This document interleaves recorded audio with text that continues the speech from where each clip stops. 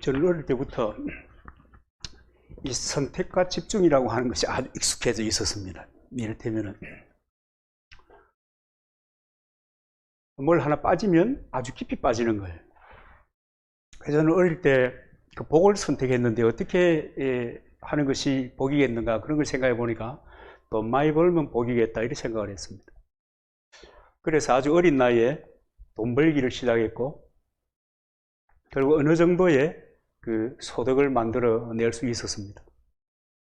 그런데 이제 제가 주위를 둘러보니까 모든 사람들이 한결같이 저처럼 복을 선택하는데 그 복이 뭐냐? 많이 벌면 되는 것이다. 외적인 것이다. 많이 벌고 주머니에 있고 좀 좋은 집에 살고 좋은 차를 타고 또 뭔가 하고 싶을 때 하고 뭐 이런 것을 다 복이라고 생각하더라고요. 그런데 이제 저는 이제 진짜 복이 무엇인가라고 하는 것을 고민하고 이제 알게 된 거죠. 복은 외적인 것에서의 충족으로부터 절대로 만들어지는 것이 아니라 참 이 말도 안 되는 것 같지만은 내 속이 변화되어야 복이라고 하는 것이 찾아오는 것이구나. 그런 생각을 하게 되었습니다. 복을 찾아 어디까지 왔습니까? 제가 지금 여기까지 왔습니다. 이 말이 되는 거예요? 지금 저 이영훈 목사쯤 되면 그런 말이 될 텐데 말이 되는 거예요? 그런데 여러분 복이 그런 겁니다. 제가 이 시골에 와서 목회하는 동안에요 그런 시간 중에 어떤 일이 있었는가 하면은 아마 정말 수많은 사람들이 충격을 받았을 겁니다. 특별히 이 무언가를 외부로부터 내가 소유해야 그래야 내가 복을 누리는 것이라고 생각했던 사람들이 굉장히 쇼크를 받았을 거예요. 어떤 회장님께서 자기 사무실 빌딩에서 뛰어내리는 기사를 여러분 보지 않았나요? 그런 기사를 우리는 들은 적이 있습니다. 아마 깜짝 놀랐을 겁니다. 그분은 정말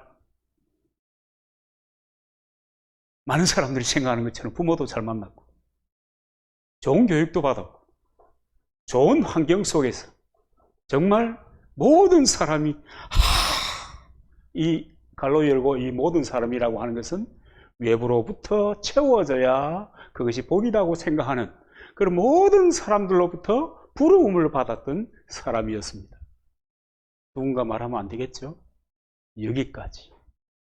사람들은 늘 그렇게 외부로부터 들어오는 것이 내 복의, 내 삶의 행복의 그 기준이 되는 것처럼 그렇게 생각하고 지금도 그렇게 살아가고 있습니다.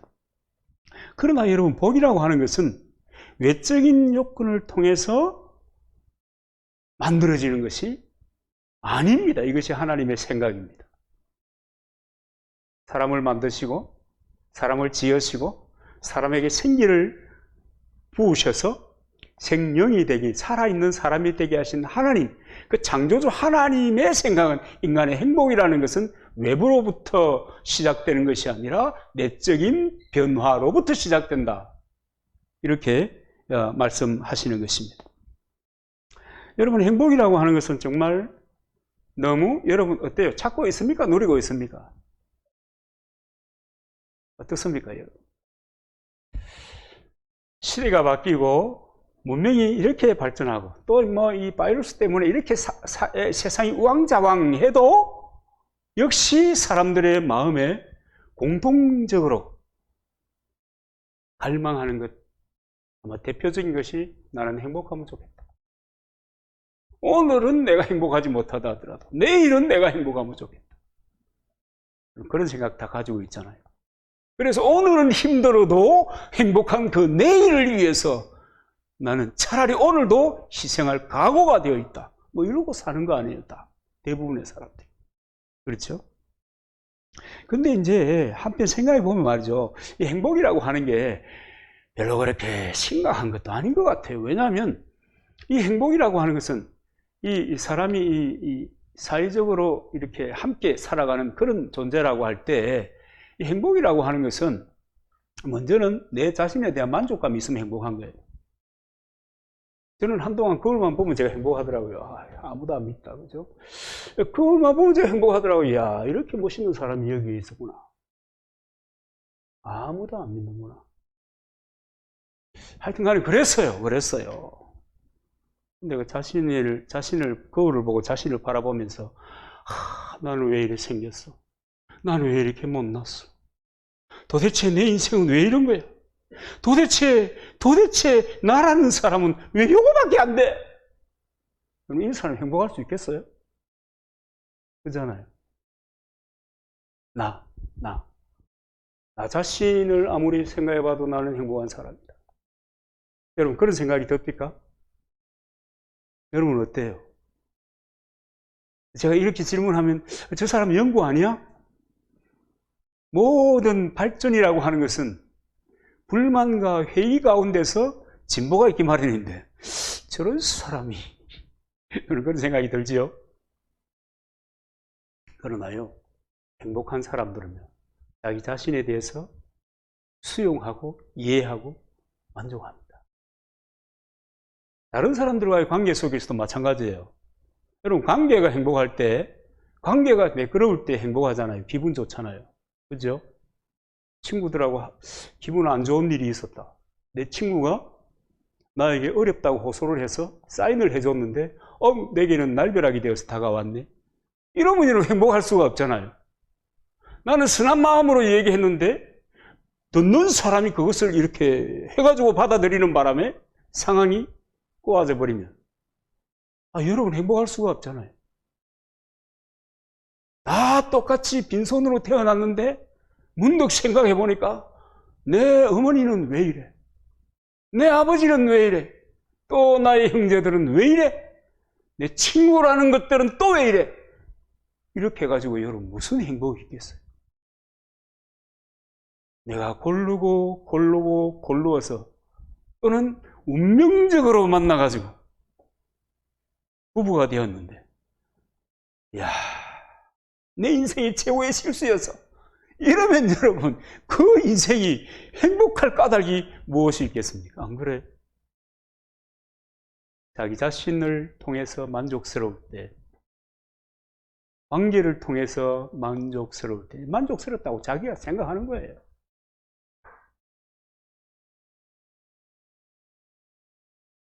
그리고 또 여러분 어떨 때 행복을 느낄 수 있겠어요? 물질 문제에 대해서 자족함이 있을 때 행복합니다. 더 주시면 더 주신 대로, 덜 주시면 더 주신 대로, 하나님 감사합니다. 이럴 때 행복한 거예요. 최근에 이런 말을 들었어요. 부자와 가난한 사람의 차이가, 인생을 살면서 부자와 가난한 사람의 차이가, 진짜 너무 깔끔하게 정리해 주더라고요. 부자는 돈을 쌓으면서 사는 사람들이고, 가난한 사람들은 빚을 갚으면서 사는 사람들이고, 그러더라고요. 그래서, 정말, 참 대단한 발견을 했구나. 그런데 여러분, 돈을 쌓으면서 산다고 해서 행복하겠습니까? 빚을 갚으면서 산다고 해서 불행하겠습니까? 그렇지 않잖아요. 그렇지 않잖아요 하니까 전혀 공감이 잘 안 되죠. 실제로 그렇지 않아요. 이 물질 문제에 대해서 자족하는 마음이 있으면 그 사람이 행복한 사람이죠. 여기에 더하여 오늘 내가 그리스도를 만난다면 오늘로부터 나의 인생은 하나님의 인도를 받으면서 살 것이고, 그 하나님의 인도를 받다가 사는 삶의 정점은 뭐예요? 천국에서 영생을 누리게 된다. 이런 여러분 이 신앙적인 만족감이 있으면 행복한 사람입니다. 오늘과 영혼을 행복하게 살아가는 거예요. 내가 그분이 교회 가자 할 때 내가 가기를 잘했지. 내가 예수 믿기를 잘했지. 마국간 같은 남산교회가 마국간 같아요. 바깥에서 볼 땐 좀 그렇잖아요. 그래도 여기에 나오기를 잘했지. 이런 사람이 행복한 사람이에요. 여러분 행복이라는 게 바깥에서 만들어지는 것이 아니에요. 바깥에서 만들어져 가지고 내게로 꽂혀지는 게 아니에요. 내 속에서 나로 말미암아 이어지는 내 관점과 내 해석력, 이거 여러분 중요합니다. 어떤 문제를 만나더라도 내가 어떻게 해석하느냐에 따라서 나의 자세와 나의 태도와 내 삶의 방향이 달라지는 겁니다. 이런 사람들이요. 해석 잘하는 사람들. 이런 사람들이 행복합니다. 그래서 이 행복한 사람들은 자기 자신과 다른 사람과 물질과 하나님과의 관계에 있어서 갈등이 없는 사람, 긴장감이 없는 사람, 이런 사람이 행복한 사람. 저는 그렇게 얘기하고 싶어요. 행복한 사람, 그런 사람. 근데 성경에 보면 신구약 성경을 이렇게 살펴보면 말이죠. 이 신구약 성경은 누가 뭐라고 해도 복에 대한 이야기. 이 복에 대한 이야기, 이 복의 정점이 뭐예요? 복음이신 예수 그리스도. 예수 그리스도를 통해서 인생은 구원이라고 하는, 하나님의 구원이라고 하는 은혜를 힘입게 되고요. 예수 그리스도를 믿음으로 통해서 이 구원받은 사람이 되는 순간에 새로운 피조물로 하나님이 여겨주시고 전혀 새로운 인생을 살아가는데 그 삶의 지표가 뭐예요? 하나님의 말씀이에요. 그걸 붙잡고 그 말씀이라고 하는 나침반을 붙잡고 하나님의 성령의 인도를 받으면서 이 땅을 살다가 영원한 천국에 이르게 되는 것입니다. 그럼 나침반 가지고 허우적거리면서 살지 않았던 사람은 상급이 크다라고 이야기하고 있습니다. 성경은 복 얘기예요. 누가 뭐라고 해도 복 얘기입니다. 그래서 기독교는 이 복의 종교다 이렇게 말할 수가 있을 것입니다. 오늘 모인 우리들도 예수 믿고 구원받고 그죠? 하나님의 인도를 사모하고 인도를 받으면서 성령을 의지하고 살아가는 중에 오늘 또 하나님을 예배하기 위하여 이 자리에 모인 것입니다. 얼마나 행복합니까? 안 행복합니까? 행복하잖아요. 여러분, 이 행복이 우리의 삶을 새롭게 만들고요. 우리의 삶을 윤택하게 만들고요. 우리의 삶을 가치 있게 만들어가는 것입니다. 그래서 이 행복이라고 하는 것, 주 안에서 있는 행복이라고 하는 것이 대단히 중요합니다. 세상을 통해서는요, 행복이 올 수가 없어요. 여러분, 세상 살이가 다 그렇잖아요. 될 듯 하다가 갑자기, 그죠? 나는 내일을 기약하면서 오늘을 살아왔는데 그 내일이라고 하는 오늘을 만나보니까 내가 상상도 못한 일이 뚝 벌어져 있는 겁니다. 여러분, 그런 거 오래 살다 보면 다 경험하는 겁니다. 나는 한 번도 그런 것을 상상한 적이 없는데 자고 일어나니까 이상한 상황이 벌어져 있는 거예요. 이런 일들이 얼마나 많은지 몰라요. 세상은요, 사자성어로 흥망성쇠라고 하잖아요. 흥망성쇠가 흥하고 망하고 성하고 시들어가는 것이, 이것이 반복되어서 일어나는 것이 세상이에요.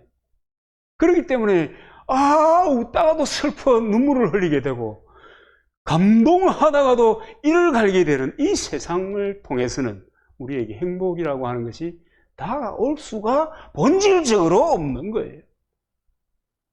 근데 늘 우리는, 대부분의 사람들은 바깥에 꽂혀서 살아갑니다. 세상이 나에게 행복을 줄 것이다. 한번 좀 지혜롭게 머리를 굴려보든지, 그죠? 세상이 나에게 행복을 줄 것이다. 혹시 여러분 그렇게 확신하시면 그 세상에 있는 것들을 내가 끌어당겨가지고 쓸 수 있도록 능력을 배양하시기 바랍니다. 가지고 한번 해보는 거지 뭐예요. 어차피 인생은 one-way trip이잖아요. 한 번 지나가는 겁니다. 해보는 거지 뭐. 아니다고 생각될 때까지, 또는 그 감동이 내게 유지될 수 있을 때까지. 그러다가 깨달으면 또 괜찮을 것도 같아요. 이론적으로 들어서 아는 것보다 경험적으로 깨닫는 것이 내 삶에 미친 영향이 크니까. 그죠? 그래서 한번 그렇게 해보는 것도 괜찮을 것 같아요. 그러나 여러분, 꼭 경험해 봐야 되는 것은 아니에요. 예수님이 부활하셨다는데 도마처럼 꼭 예수님의 손의 못자국을 만져봐야 내가 알겠다. 여러분, 세상 살이 어떻게 다 경험하고 알아요? 내가 경험하는 순간요, 그것은 다 옛날 것이 되어버려요. 내가 확인하는 순간 전부 다 옛날 것이 되어버려요. 그러니까 내가 뭘 경험해가지고 뭘 알려고 하는 것은 그렇게 지혜로운 선택은 아닙니다.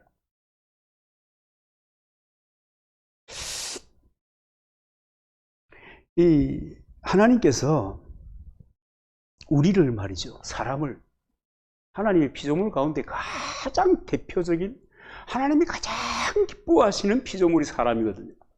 그리고 이 사람이 가장 행복하게 살기를 원하시는 거예요, 하나님과 함께. 그래서 에덴 동산을 그 사람들에게 맡겨주었잖아요. 정말 사람들이 행복하면 좋겠다. 그런데 아담과 하와가 하나님의 말씀을 듣고 살아야 되는데, 세상으로 통칭되는 또는 세상을 움직이는 공중권세 자본자인 마귀의 말을 듣고 기울어져 버리니까 에덴은 자기와 관계없이 되어버렸습니다.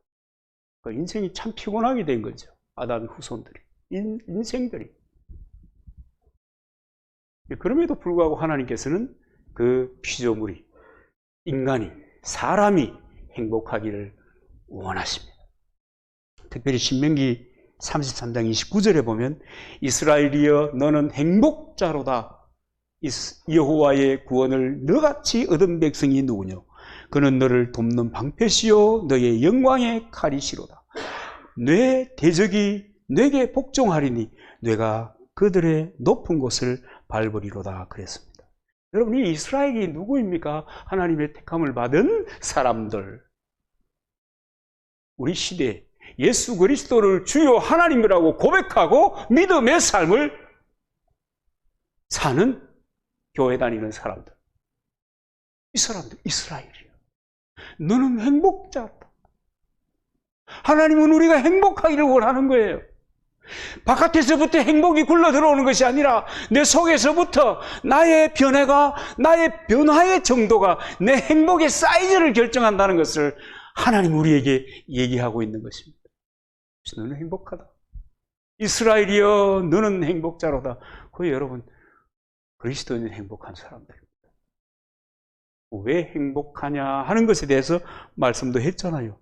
여호와의 구원을 너같이 얻은 백성이 누구냐? 하나님의 사랑을 그리스도인같이 그렇게 받은 사람이 어디가 있냐? 어디가 있냐? 또 뭐라고 그래요? 나는 너를 돕는 방패다. 하나님. 나는 너의 영광의 칼이다. 누가 그래요? 하나님이요. 아니 세상에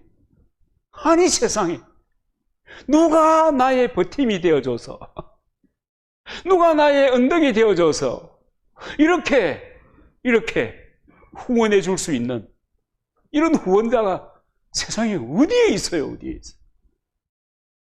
천지를 지으신 하나님이 나의 후원자입니다. 나의 후견인입니다. 얼마나 여러분 땡 잡았네, 땡 잡았어. 너무 졸랑됐습니까? 그런 사람들이 그리스도인입니다. 이 얘기를 예수님은 어떻게 표현하는가 하면요, 요한복음 3장 16절에 보면 누구든지 저를 믿으면 멸망치 않고 영생을 얻게 해 주시겠다고 약속하시는 겁니다. 멸망치 않고. 예수 그리스도가 하나님의 구원의 통로인 것을 믿고, 예수 그리스도가 행복의 통로인 것을 믿고, 그를 믿는 사람은 멸망치 않고 할렐루야, 이 멸망할 수밖에 없어요. 이 흥망성쇠 흥했다 싶은데 쫄딱 말아먹어요. 그래서 다시 처음부터 시작하는 거예요. 그런데 처음부터 시작하는 사람은 용기 있는 사람이 시작하잖아요. 대부분은 케어되고 설교 앞에 자리 깔아버려요. 성했다 싶은데 쇠하여져 가는 거예요. 이제는 더 이상 해볼 수 있는 시간이 없어요. 그런 멸망할 수밖에 없는 그 인생, 그런데 멸망치 않고 영생을 주신다. 하나님이 사람들에게 정말 기대하는 것이 뭐냐? 행복입니다. 우리에게 기대하는 것이 행복입니다. 행복하게 살아라, 내 백성들아. 할렐루야. 행복하게. 여러분, 그렇지 않아요? 안 좋게 생각하면요, 꼬리에 꼬리를 물고 안 좋은 생각들이 계속 생각합니다. 그죠? 좋게 생각하면요, 세상에 코 고는 것도 좋아 보여요.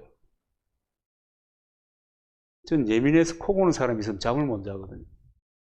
다른 데 도망가야 돼요. 요즘은 코로나 때문에 세미나 같은 거, 이런 거, 안 하지만.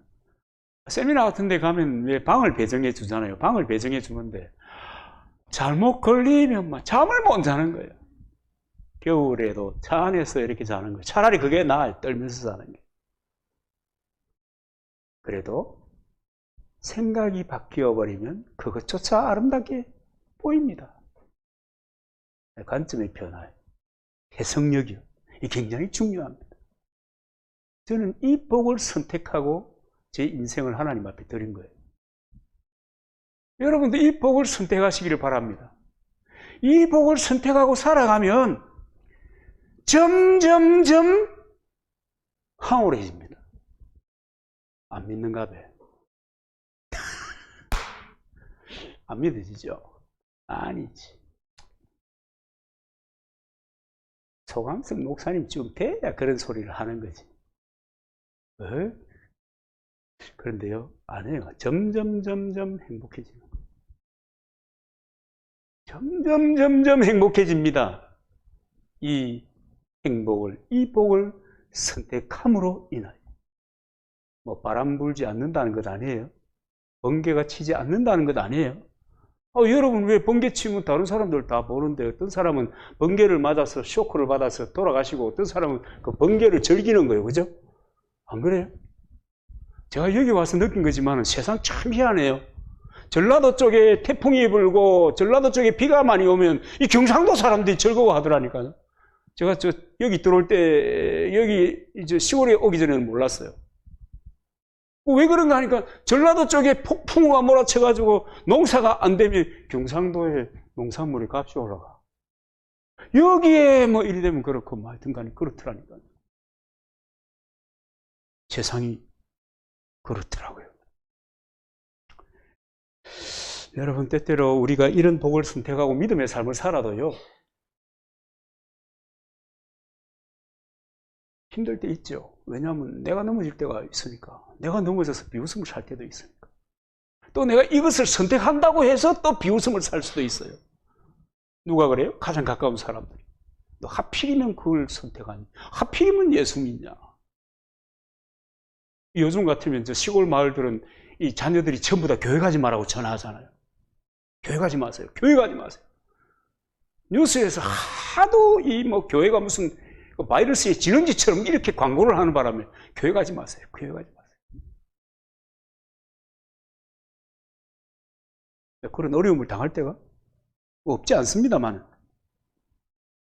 그럼에도 불구하고 일어서고 묵묵히 견고히 뚜벅뚜벅 나아감으로 말미암아 주님 안에서 행복자가 되고 말할 수 없는 영광의 영생을 누리게 되는 것입니다. 이 자리에 우리가 지금 서 있는 거예요. 행복한 사람이죠. 노래 한번 불러볼까요? 나는 행복합니다. 이런 노래 부른다고 또 뭐라 하더라. 행복한 사람이에요. 그리스도로 말미암아 행복해진 사람, 그 다음에 행복이 어디로부터 오는가에 대한 그 행복의 경로를 깨달은 사람들이 예수 믿는 사람. 주님을 알기 전에는 알 수 없는 이 경로입니다. 그런데 오늘 본문에 보면 예수님을 통해서 행복을 선택한 사람들이 이렇게 살아야 된다라고 하는 이 삶의 지침을 얘기해 주고 있습니다.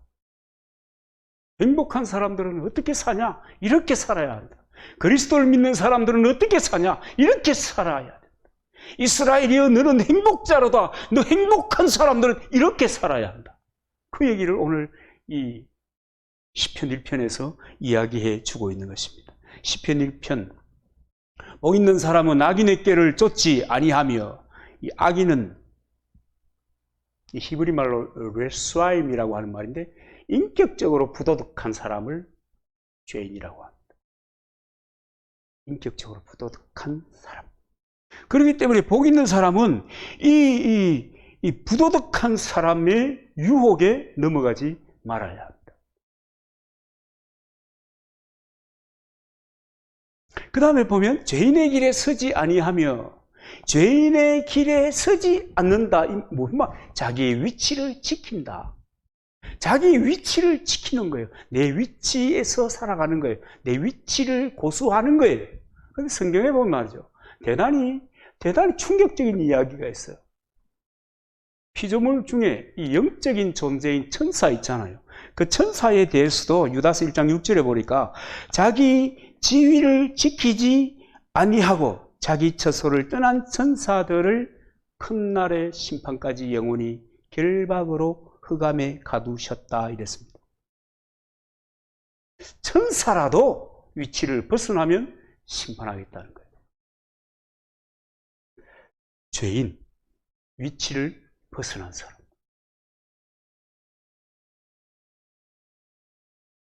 그런데 어떤 사람들은 게으른 사람의 유혹에 빠져서 자기 위치를 잃어버리는 거예요. 여러분, 게으른 사람들을 주의해야 합니다. 여러분, 이 게으른 사람이 뭘 그럴 수 있겠나 싶잖아요. 저도 평소에 그런 생각을 잘 못했거든요. 아이, 게을러가지고 제약가림도 안 되는데 그런 사람들에게 무슨 유익을, 이렇게 생각했는데, 그렇지 않더라고요. 마태복음 25장에 보니까 악하고 게으른 종에 관해서 얘기하는데, 이 사람은 일하기도 싫고, 그런데 잘 먹고 잘 살고 싶고, 그런데 좀 더 자자, 좀 더 높자, 여기에 관심이 있고. 그래서 이 게으름이 결국은 자기가 있어야 될 자리를 이탈하게 만드는 겁니다. 게으름이, 내가 여기 있어야 되는데 게으름이 밀어가지고 이렇게 있어야 될 자리를 벗어나게 만든다. 이상하죠? 근데 또 생각해보면 이해가 되죠? 그죠? 이 게으름이라고 하는 것이 굉장히 문제입니다. 그 다음에 보면 오만한 자리에 앉지 아니하고 그랬습니다. 이 오만하다면 인격적으로 바르지 못한 사람들, 이런 사람들의 유혹에 넘어가지 말아야 한다는 겁니다. 인격적으로 이 문제가 많은 사람, 이런 사람들, 남의 약점을 덜추고 비난하고 모함하고 칭찬할 줄 모르는 자리에 있어서 안 된다. 그래서 죄인은 헬라어로는 죄에 대해서 하마르티아 이러지만은 이 히브리 말은 하타임인데요. 관역을 벗어났다는 거. 관역을 벗어났다는, 하나님은 바로 가기를 원하는데 자기는 알면서 이렇게 다른 쪽으로 가는 거예요. 이게 오만한 거예요. 자기가 판단자가 되는 거예요. 자기 판단이 최선이 되는 거예요. 하나님 오른쪽으로 하면 오른쪽으로 이렇게 가면 좋을 것 같은데 가려고 딱 보니까 예산 일이 아니거든요. 그러니까 나 왼쪽 갈래. 이런 것입니다. 이게 오만입니다.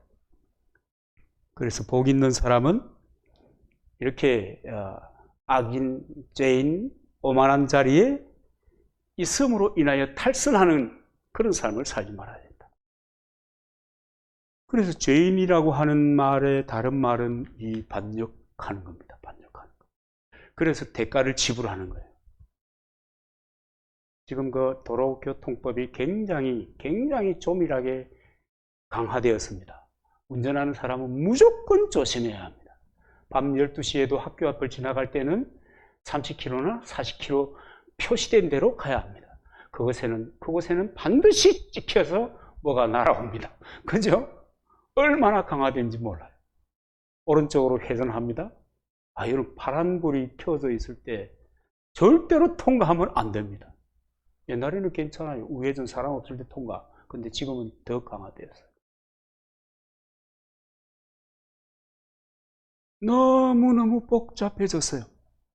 그러면서 책임을 묻는 거예요. 학교의 법을 어기면요, 뭐 퇴학당하기도 하고, 뭐 그런 겁니다. 하나님의 법을 어기면요, 하나님 앞에 죄인이라는 말을 듣게 되면요, 지옥의 형벌을 받게 되는 겁니다.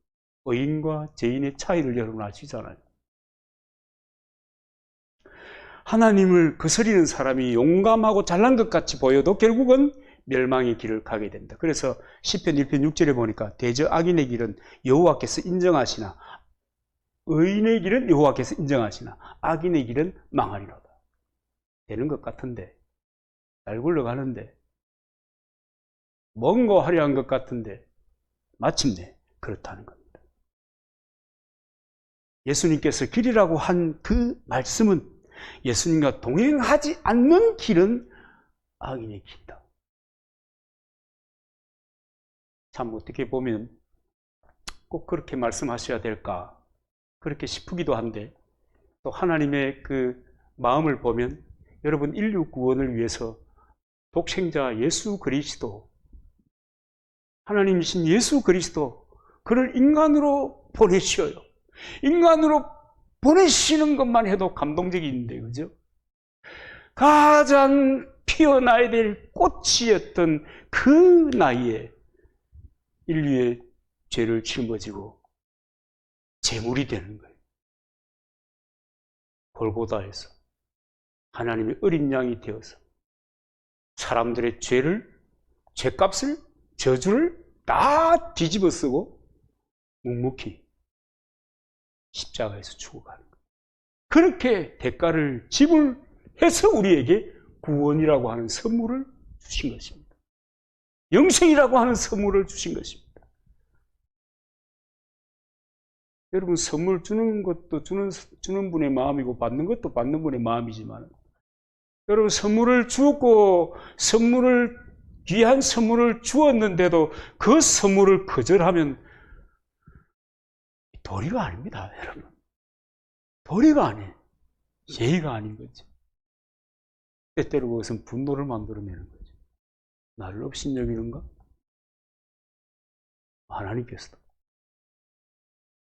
독생자를 죽음에 이르게 함으로 너희들을 구원받을 길을 만들었는데 너희들이 그것을 부정한단 말이냐? 그래서 주와 동행하지 않는 삶이 형벌의 삶이 되는 것입니다. 이 오만하다는 말은 레침이라고 하는 말인데요, 오만한 자의 자리는요, 하나님을 업신여기는 사람, 하나님의 자리에 자기가 앉아있는 사람, 이런 것을 오만하다 이렇게 얘기합니다. 여러분, 교만하다 하는 것의 의미를 우리 잘 알잖아요. 내가 좀 그래도 나은 점이 있어가지고 내가 폼 잡는 거예요. 없는 사람에게 내가 좀 폼 잡는 거예요. 교만하다. 그만한 거는 양아치들이 하는 거죠. 잘난 것도 없는데 폼 잡고 큰 소리 치고 그런 양아치 같은 녀석.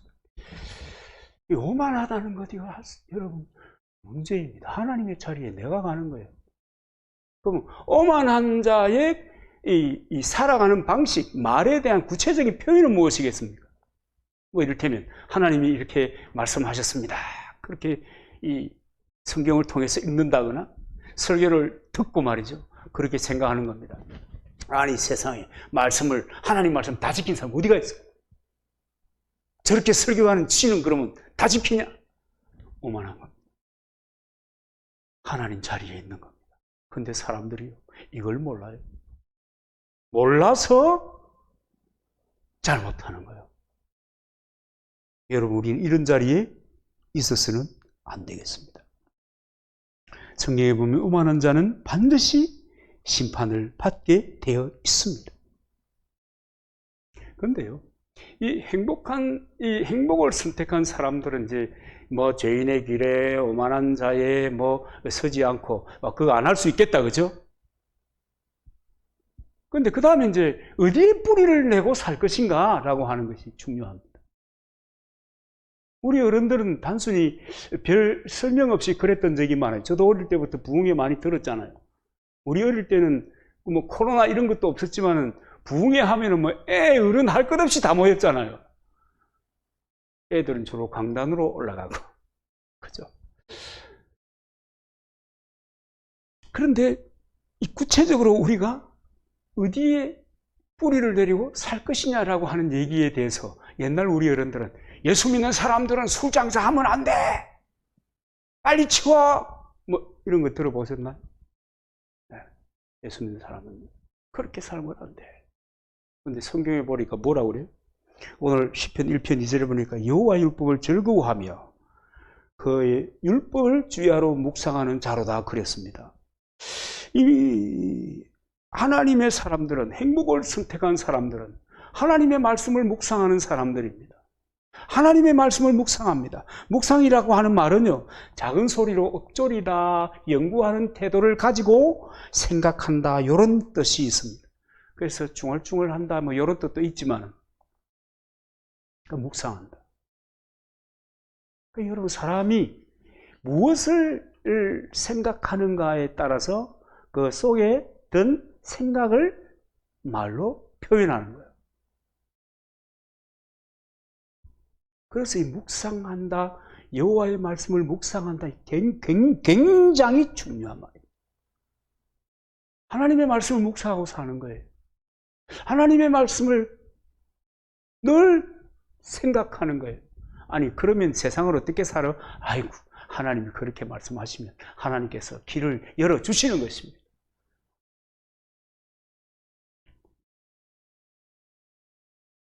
같은 말을 해도, 그죠? 같은 말을 해도 하나님의 말씀을 묵상하는 사람은 해석을 해서 적용점을 분명하게 해서, 그죠? 고래도 춤출 수 있는 말을 만들어서 합니다.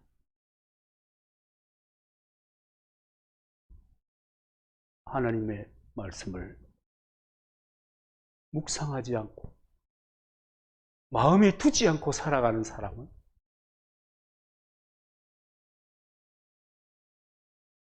거친 표현이든 말이든 그냥 떠오르는 대로 쏟아져 나가는 겁니다. 세상살이가 우리를 그렇게 만들잖아요. 세상 사람들이 나를 위로하기 위해서 존재하는 사람이 몇이나 되겠습니까? 내게 힘을 주기 위해서 존재하는 사람이 몇이나 되겠어요? 우리 어릴 때는요, 제가 어릴 때, 저는 뭐 부산공고를 졸업했잖아요. 또 어릴 때 자격증을 미리 내는 바람에 울산의 현대 이제 공무과에 취직을 했어요. 공무를 보는 곳에. 근데 그 선배 형님 중에 한 사람이 그러는 거예요. 그 이제 그 공무과에 있는 과장 밑에 있는 사람. 야, 우리는 맞아가면서 배웠어. 요즘 참 세상 좋은 줄 알아. 알겠냐? 예. 예. 너 하늘 줄 아는 게 뭐냐? 어지간하면 모릅니다. 제가 이렇게 얘기하면, 너 옛날 같으면 몽키 스파나 네 머리에 떨어졌다, 이 자식아. 여러분, 세상이 그래요, 세상이. 거친 세상이에요, 거친 세상이에요. 그냥 친절하게 이렇게, 친절하게, 내가 정말 그 얘기를 들으면 행복하게 존경하는 마음이 나오게, 그렇게, 이렇게 조언하는 사람들이 별로 없어요. 전혀 없기야 하겠습니까만, 별로 없어요. 그것도 모르고, 너 자격증 그 컨닝에서 땄지, 뭐, 이런 식으로. 하나님의 말씀을 가진 사람들은 표현하는 방법도 달라요. 그래서 복된 사람들은, 이 복을 선택한 사람들은 세상 사람들에게 세상에서 영향을 받는 것이 아니라 하나님의 말씀을 통해서 영향을 받는 것입니다. 그래서 말씀을 묵상하고 사는 것이 중요합니다. 여러분, 연초에 계속 뭐 좀 반복되는 말씀입니다만, 여러분, 밥 먹잖아요. 밥 먹는 시간은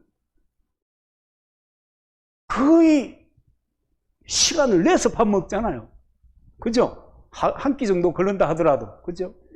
그것처럼 여러분, 하나님의 말씀을 읽고 묵상하는데 시간을 좀 내시기를 바랍니다. 하나님의 말씀은 영혼의 양식이다. 영혼의 양식이다. 내 영혼에게도 밥을 먹여야 되는 겁니다. 밥 좀 먹입시다. 그리고 그 말씀을 묵상하면서 살아가야 될 것입니다.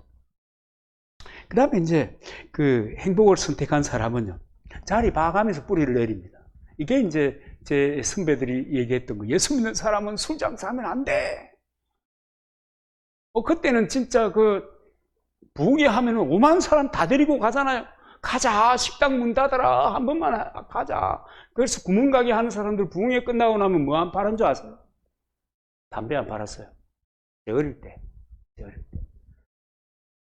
시종신 목사님 참, 저는 늘 어릴 때 그 기억이 참 강한데요. 그분이 집회하고 딱 가잖아요.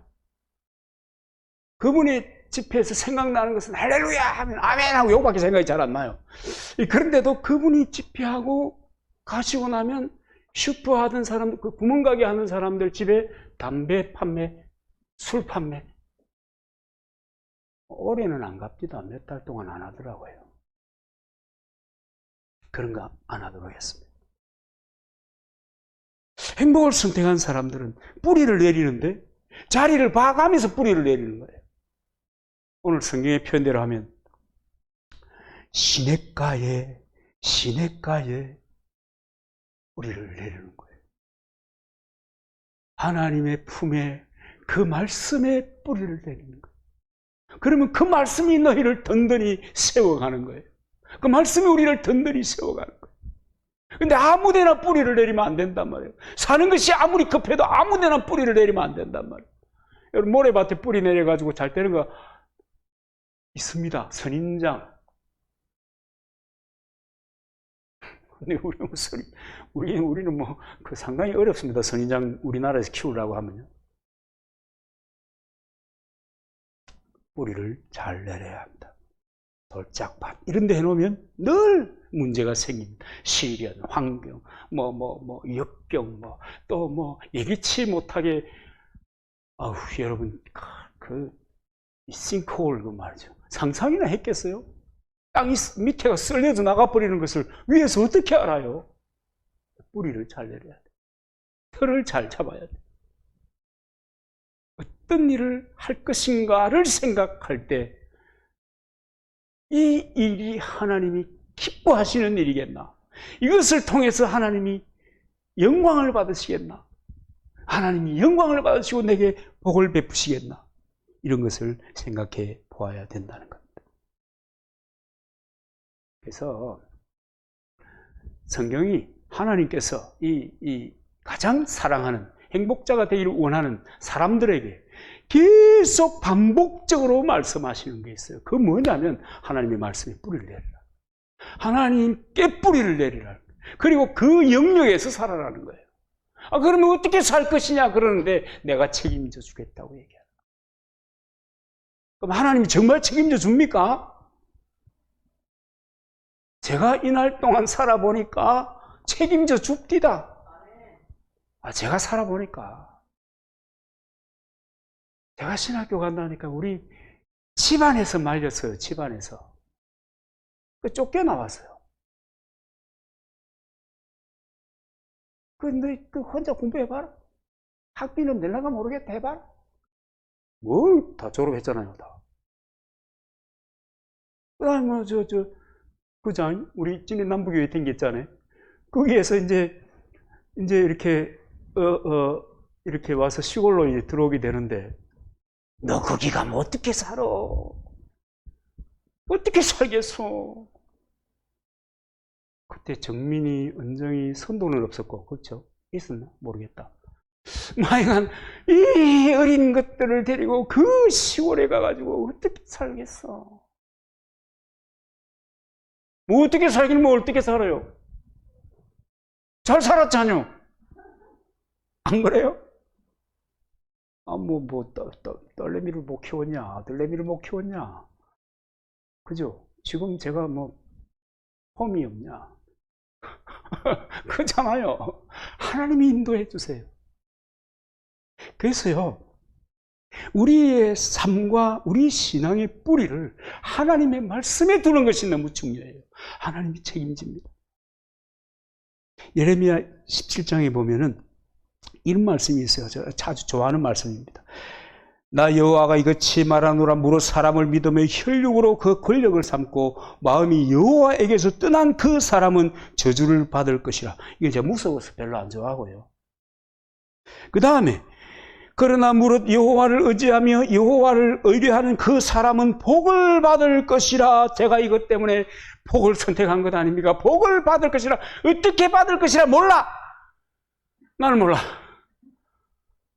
어떻게 받을지 몰라. 그는 물가에 심기운 나무가 그 뿌리를 강변에 뻗치고 더위가 올지라도 두려워 아니하며 그 잎이 청청하며 가무는 해도 걱정이 없고 결실을 거치지 아니함 같으리다 하고 하나님이 선포해 주시는 거예요. 그런갑다. 그럴 거야. 하나님은 나처럼 때때로 거짓말하는 분이 아니야. 그죠? 하나님은 시건치 않고 헛소리도 하지 아니하신다. 그렇기 때문에 될 거야. 된다! 하모! 이러면서 이제 가는 거예요. 그러면서 가는 거예요. 그래가지고 물가라고 해도 제가 언덕배기에 살아보니까 언덕배기 물가잖아요. 물가에 살아보니까 태풍 치면은 그 물가에 심기운 그 청청한 나무들이 싹 쏠리고 그래요. 그 물가에 심는 그런 것이 있어요. 그런 걸림돌이 살다 보면 있단 말이에요. 그런데 그 걸림돌에, 그러니까 그 걸림돌이 등장하는 두 가지의 이유가 있어요. 하나는 뭐냐면 하나님이 우리를 연단하셔서 더 큰 상급을 주시기 위해서, 더 큰 은혜와 복을 주시기 위해서 연단이라고 하는 것을 우리 인생이 볼 때는 걸림돌로 다가오는 겁니다. 욥 같은 이가 가장 심각하고 치명적인 걸림돌을 만났죠. 연단이죠. 그 다음에 또 하나는 뭐냐면 내가 하나님 오른쪽 하는데 내가 계속 왼쪽 하나님은 얘야 이렇게 하면 좋겠다 하는데 나는 내 생각을 따라서 이렇게 가다 보니까 마침내 하나님께서 정화를 위해서 내 영혼의 자람을 위해서 정화의 과정으로 징계를 주는 것이 걸림돌입니다. 그러나 이렇든 저렇든 우리는 늘 헷갈리잖아요. 걸림돌. 그죠? 다 똑같이 보이잖아요. 그죠? 다가온 것은 다 고통이고 힘듦이에요. 그럴 때 어떻게 합니까? 하나님, 나는 복을 선택했습니다. 하나님은 마침내 아시죠? 나 그거 믿습니다. 나 그거 믿습니다. 그리고 하나님, 나는 악인의 길을 안 따를게요. 죄인의 길에 안 설게요. 오만한 자리에 앉지 않을게요. 그럴게요. 하나님, 회복시켜주세요.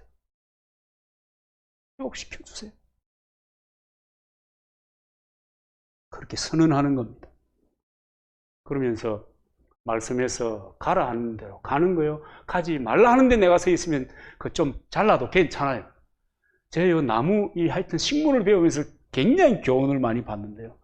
나무 전지하고 이 작품으로 만드는 거 자를 때는 가차없이 잘라버리더라고요. 몽탕 잘라버려요. 제 표현으로 하면 몽탕 잘라버려요. 저게 무슨 폼이 나겠나 싶은데 그거 하는 거예요. 번뜩 서 있는 나무를 이렇게 굽히는데요. 뭘 묶어가지고 이렇게 하는 줄 알았더니 터보 잘라가지고 그냥 구겨가지고 그냥 밴드 발라가지고 있어요. 일단 거기 살아가지고 또 나무가 이렇게 돼요. 이야. 포기할 것은 포기하고, 지킬 것은 지키고, 추구할 것은 추구하면서 달려가는 겁니다. 그래서 내가요, 어떤 상황이, 어려운 상황이 있다고 하더라도, 하나님, 나는 복을 선택한 사람입니다. 우리 같이 해볼까요? 나는 복을 선택한 사람입니다. 시작. 네, 나는 복을 선택한 사람입니다. 나는 복을 선택한 사람입니다. 나는 복을 선택한 사람입니다. 나는 복된 사람입니다. 어려운 가운데 있을 때 이런 고백을 하면서 믿음의 삶을 살아가는 거예요. 하나님께서 인도해 주시고 이끌어 주시고 마침내 승리자처럼 살아가는 그를 승리자로 세워주시는 겁니다. 할렐루야. 그러니까 여러분 빌빌 하지 마세요. 여러분 요 얘기만 하고 끝낼게요. 어떤 장로님이 우리 동영상을 보고 목사님 메시지는 좋은데 좀 긴 게 흠이다 그래서 그렇지요 이라고 말하는데 여러분 요거만 하고 맙시다. 여러분 제가 어릴 때 지금은 호텔에 어떤 차를 타고 가도 거의 대부분 호텔 근무하시는 분이 차 대신 운전하고 이런 거 잘 없어요. 근데 저 어릴 때는요 작은 차를 타고 가면 저기 가서 대라 그러고요 큰 차를 타고 가면 빨리 내리십시오 제가 갖다 오겠습니다 하고 일세도 갖다 주고 그래요.